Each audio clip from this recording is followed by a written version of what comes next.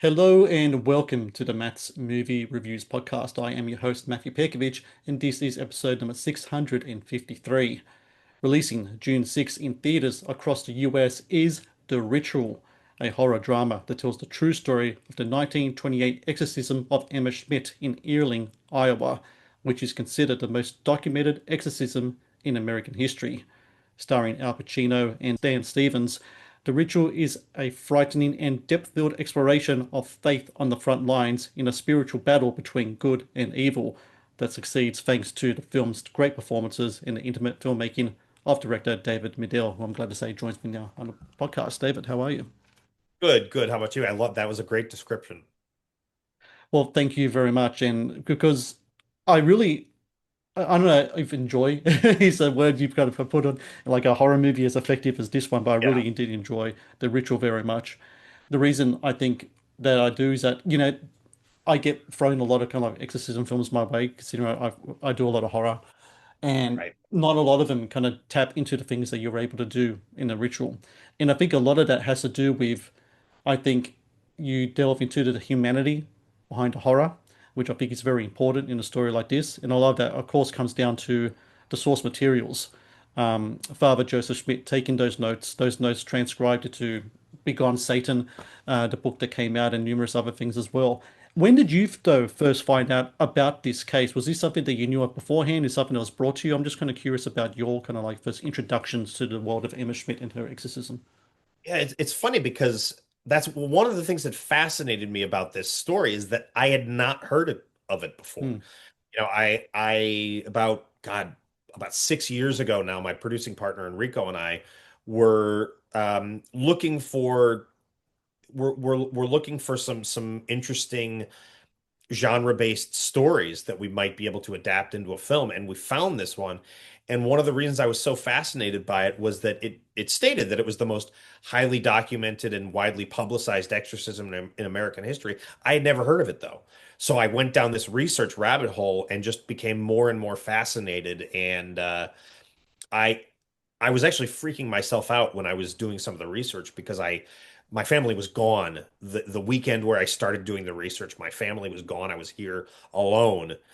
And I remember very specifically I had to stop at one point because I was like, if there oh sorry, my cat is turning things on. It's okay. If I if I heard like a creak in the wall, I would jump. And I had to kind of take myself out of it for a little while because I was freaking myself out with the research that I was doing. But it really was a fascinating story, and it hit on one of the primary questions that I feel like all of my films ask in one way or another, which is how how are vulnerable people treated Hmm. in society or by us or whatever the collective us is. Even though this story it's an exorcism and possession story, it's really at its heart, it's about a really vulnerable woman who was suffering a lot. And it's about this group of people who happen in this case to be priests and sisters or nuns, this group of people who came together and put themselves at great personal risk, great spiritual risk, great psychological risk to try to help alleviate some of her suffering. When it comes to that you just talked about there and what I mentioned before about finding the humanity behind a horror, what I think is done incredibly well in this movie, it shows kind of like the ramifications of having this central kind of like evil presence within a place like a convent or even like it could be even a monastery or what have you, kind of like this holy place, usually quiet, very kind of tepid people in there, holy people in there. Then you have kind of like this meteor just kind of lands in the middle of it and how it affects everyone in there. Yeah. And I think what makes it so incredibly well is kind of like the way that you do your filmmaking. And we talked about this with the killing of Kenneth Chamberlain as well, is that Right. you're able to really bring an intimate kind of rawness to the proceedings in the films, always watching the what is happening kind of like a fly in the wall kind of perspective, which is something you don't really see in some of these movies. I think that's what made The Exorcist so effective as a film as well. And a lot of films tend to go away from that. But you kind of bring it right back to kind of like almost kind of like boots on the ground, kind of like in the room with the whole thing in there. How important was it for you to make sure that we get that rawness, we get the intimacy, and we also get just to see that the people involved with these aren't archetypes, not tropes of the genre, but actual people, because we are dealing with actual people who were part of this extraordinary case of events. Yeah, no, I mean that was definitely a huge part of the goal. We wanted to put people into the action as much as possible and break down the distance between the audience and what was happening on screen. Similar to exactly like you said, how we did with the killing of Kenneth Chamberlain. Uh, uh, the cameras in the world of these films, the camera doesn't know what's going to happen before it Mm, happens. A mm, lot of films you see that the camera will pan somewhere before a character walks into frame. The camera is like almost an omniscient presence. It knows what's going to happen before it happens. Very different from films like these, where the camera is reacting in real time, basically just trying to keep up with what's happening in the moment. Finding the humanity in these characters and making sure that they're not just tropes or stereotypes. One of the conversations that I had early with one of our consultants, we were talking about what it must have been like for these women to, like you said, a meteor dropping into their home. Not only where they sleep, but it's where they work, it's where they live, it's where they eat, it's where their entire lives, their entire spiritual lives, it's where they pray, it's where they connect to God. And when you basically you have a demonically possessed woman coming into your home, what must that have been like? And what kind of bravery and courage it must have required from these women in order to not only handle this, but participate in it, to help mm. this woman, to put themselves at great personal risk, personal, spiritual, physical risk to try to help this woman. It would just bring, I mean, it's almost mind-boggling the amount of courage and bravery that would require from these women, who really they rose to the occasion. Speaking about rising to the occasion, Abigail Cohen as Emma Schmidt, when portraying a character like this who goes through such psychological and physical spiritual torment, would have had to require a multifaceted actor who can put all these things together. It really would, because the character goes through the ringer, and of course the actor has to be able to portray that. What was it like working with Abigail on this film? What was the process like in getting her ready, especially for those scenes of manifestations? The way that she's able to, I mean, when we talk about some of these movies, there's like all types of different practical effects and stuff. The things that she's able to do, Abigail is able to do, is the way she distorted her face and everything else. Is quite remarkable to watch. It's really great kind of physical acting here. What's it like watching that take place and seeing her kind of like transform into these different kind of I don't know if you want to call them beings or different reflections of the different demonic presences within her, because I think it's a fascinating to watch a performance like that. I think it's one of the best kind of representations of that kind of thing, that the whole demonic possession thing that we've seen before, but she does just a great job of it in this movie. I agree. I mean, her performance is one of the standout. It's one of the highlights of the entire film. I mean, not only is she playing vulnerable, lucid Emma, but she's playing all these manifestations. She's playing the transition from Emma to the manifestation, the transition from the manifestation back to Emma. So, I mean, talk about a challenging role. I knew right off the bat that was going to be the most challenging role to cast. And we auditioned a lot of really phenomenal actresses. We had some really great auditions. But there was something about her that just felt right. And we planned a lot of it out very, very specifically. We talked a lot about the blocking. We talked a lot about, okay, how are we going to portray this in a way that feels grounded in the physical universe, but also um, feels intense enough to be frightening, but still feels grounded in the physical universe.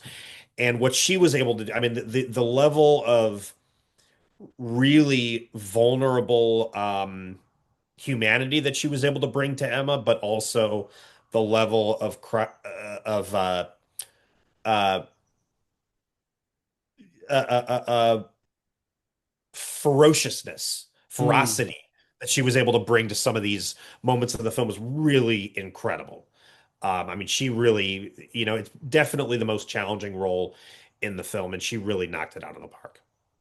Hi guys, Matt here from Matt's Movie Reviews, letting you know that the Matt's Movie Reviews YouTube channel has launched channel membership. This provides exclusive videos and other cool stuff as well for all channel members. It's under one tier, one price, and with that one price you get exclusive reviews. For example, I'll be going through the American Film Institute's top 100 movies. So every week I'll do a new review based on that movie list. You can get exclusive reviews based on your requests. Request a movie review and I will review it for you. You'll also get exclusive content for behind the scenes stuff as well. You also get exclusive interviews that I haven't posted yet as part of my podcast, like older interviews with Academy Award winners and other great filmmakers and actors as well, and a bunch of other cool stuff as well. I hope you can all join up, be part of this great experience I have on offer for you. Support indie content creators, support a movie critic like myself who is trying to make it through the content creator space. Matt's Movie Reviews YouTube channel memberships. Please join and get some great exclusive content. I want to talk to you about Al Pacino for a little while because he is my favorite actor of all time. To me, he's the GOAT. I got like, you probably can't see him in a frame. I got multiple Pacino posters behind me. He's like, I Right. got every DVD, I got every book. Yeah, Probably yeah, never yeah. gonna meet the man. So whenever I can kind of like talk through him vicariously through someone else, such as yourself, David, I take the opportunity. Sure. What I love about his portrayal here of Father Theophilus Reisinger, who, by all accounts, fascinating man, Yeah. um, is that Pacino reminds that he can do quiet just as well as kind Yeah. of like the loud, kind of bombacious kind of thing I think a lot of people associate with him. Um, and it's a kind of a shame that people forget that, this is a guy who brought us some of the best kind of quiet, kind of bubbling under the surface kind of performances of all time in the Godfather films as well, and he does that here as well. What's it like working with an actor like that in this role? And what's it like when Pacino as Father Theophilus is in his kind of like element? He's doing the ritual of exorcism and he's getting in it, and then you see that the full-on force of kind of Pacino kind of happen in front of you. What's that experience like capturing that as well? It was all so. I mean, Al himself is just so, and you may have heard this from other people too, but he is just so um personable and disarming and very easy to be around. Within 10 minutes of our first meeting, it just became two people talking about the script. It wasn't, I was very nervous going into it, but he is so friendly and disarming and gracious with everybody that it just, he treated everyone like an equal, which is really, really an incredible thing to see. But it was a really what's the word, gratifying creative experience and collaborative relationship that Al and I had throughout the whole process, because he was the first person to come on board the film, Mm. and we got held up by the SAG strikes in 2023. So we ended up having an extra 6 or 7 months to prep. And that was just an extra 6 or 7 months that I could sit down with Al and we could talk about the roles, the characters, the arcs, the overall story. And he right from the very first meeting, he was just passionate about it. He understood what we were going for, and he wanted to.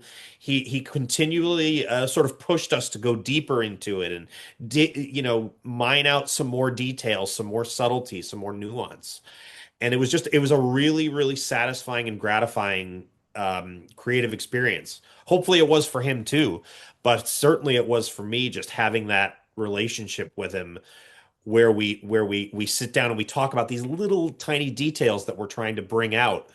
Um, And yeah, it was a dream. It was really, really, I had to pinch myself multiple times just sitting there, thinking that I'm talking to Al Pacino.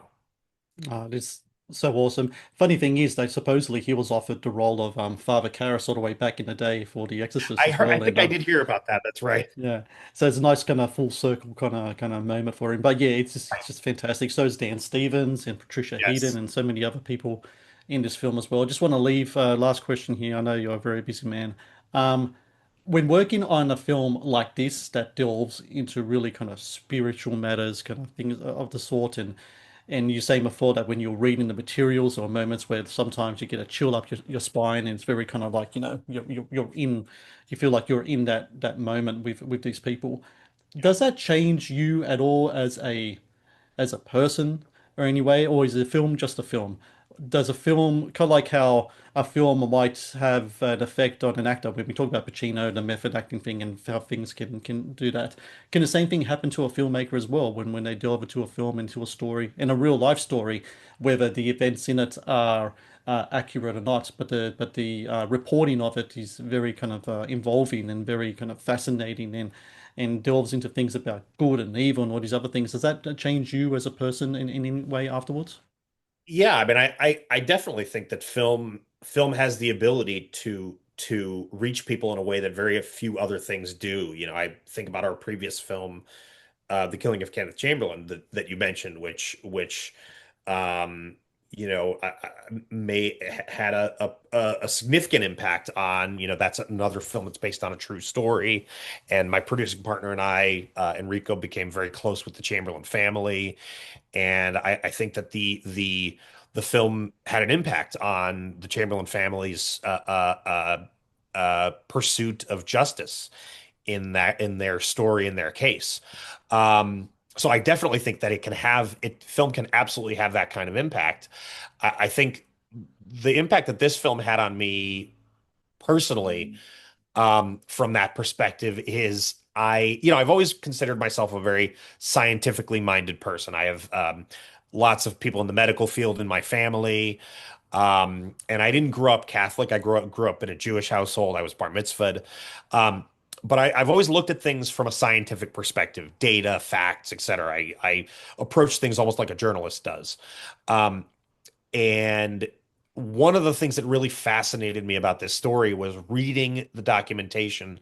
I started thinking to myself, how could this have only had a scientific explanation?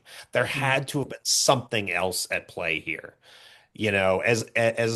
As much of a skeptic as I am a lot of the time, and as scientifically minded as I am, I thought to myself, there has to be something else involved here. And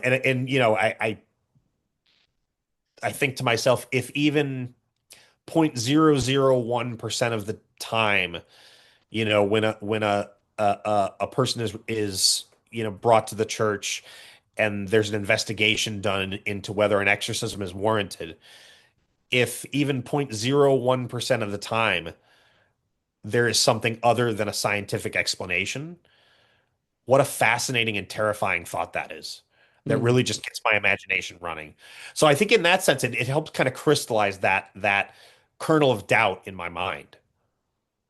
Well, for everyone out there listening, have no doubt in your mind that The Ritual is a movie you need to see June 6th. Watch it in theaters, people. We need to watch independent films in theaters. We need to watch great kind of character-driven films, especially like genre character-driven films, which I'm a big advocate for. And The Ritual, in my humble opinion, as a guy who loves these type of movies, and everyone knows that I got that poster behind me. Loves this type of films. This is one of the better examples of this type of film that I've seen in a long, long time. It really is, and I really recommend people check it out.